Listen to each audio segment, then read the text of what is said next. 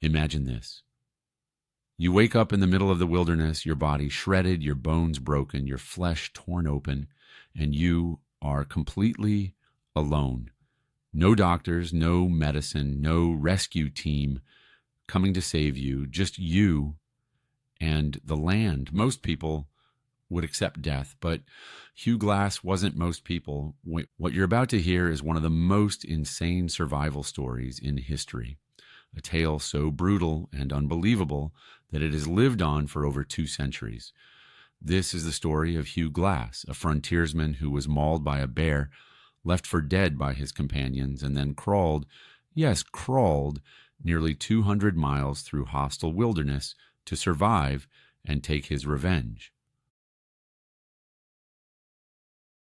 Our story begins in the early 1820s. America's frontier was wild, raw, and unforgiving. This was the age of mountain men, fur trappers, and explorers, hard men who pushed into the wilderness in search of fortune. Hugh Glass was one of them. He wasn't a young man anymore, in his early 40s, but he was tough, experienced, and used to danger. Glass joined an expedition led by General William Henry Ashley, who had gathered a group of about 100 trappers, men who would become legends of the American West. They traveled up the Missouri River into territory that was as dangerous as it was untamed. The land belonged to native tribes, including the Arikara and the Sioux. The terrain was unforgiving. Endless plains, dense forests, and rivers that could sweep a man away in seconds. And then there was the wildlife. Wolves, mountain lions, and grizzly bears. Every day was a gamble, but Glass was not afraid.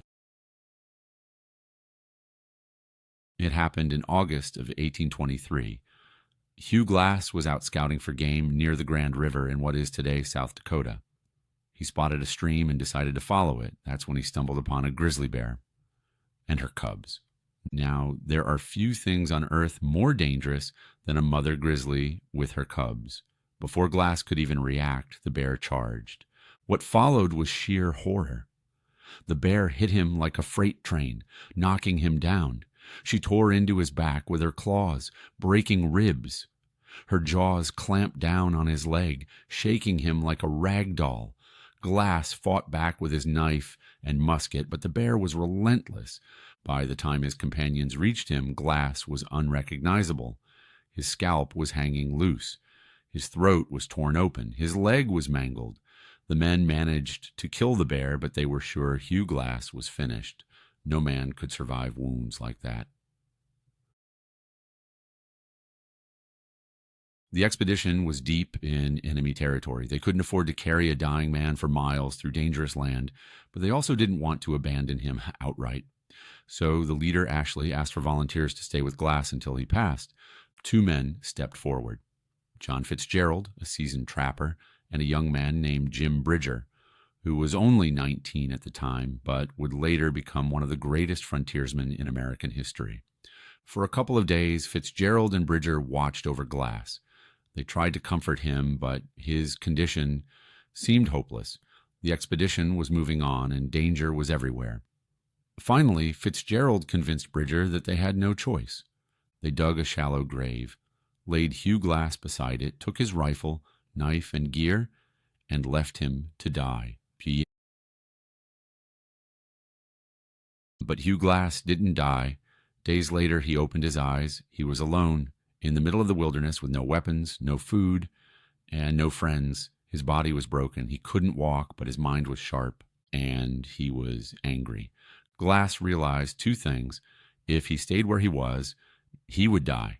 And if he was going to die, he was at least going to try to live long enough to take revenge on the men who abandoned him. So he began to crawl.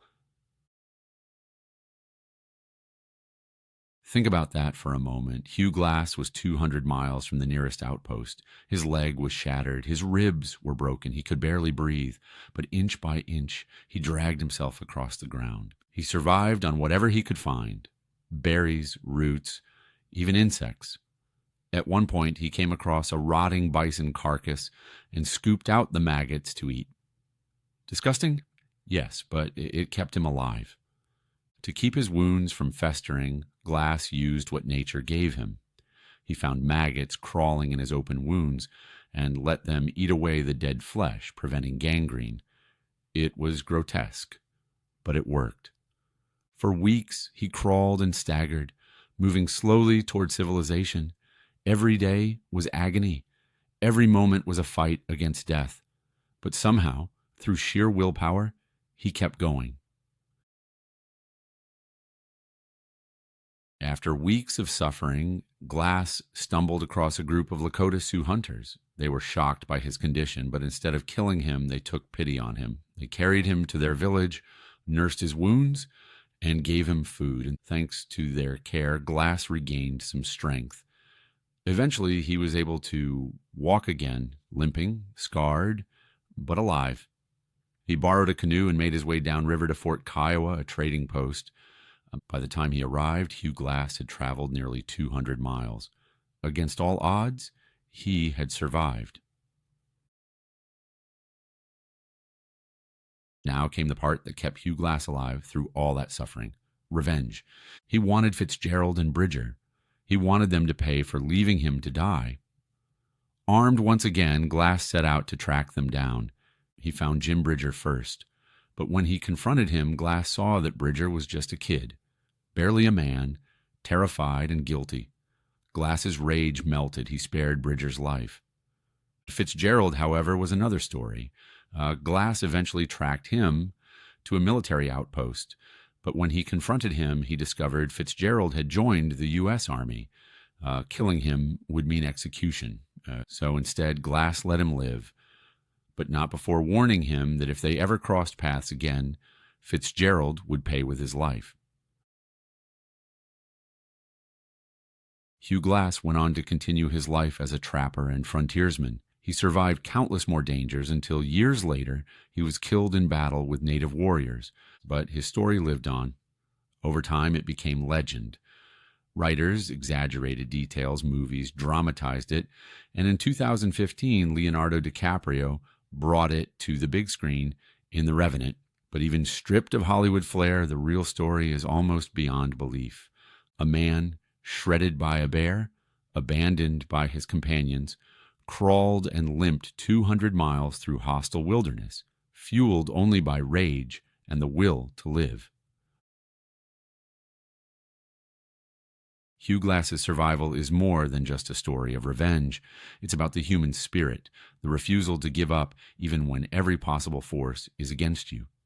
Most of us will never face anything like what Glass endured, but his story reminds us of something chilling and inspiring at the same time.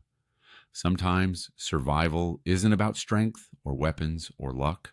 Sometimes it's about sheer stubborn will. Hugh Glass should have died in the wilderness in 1823. Instead, he became a legend. As always, visit us at readtherealstory.com for more true crime tales, mysteries, and chilling stories you won't find anywhere else.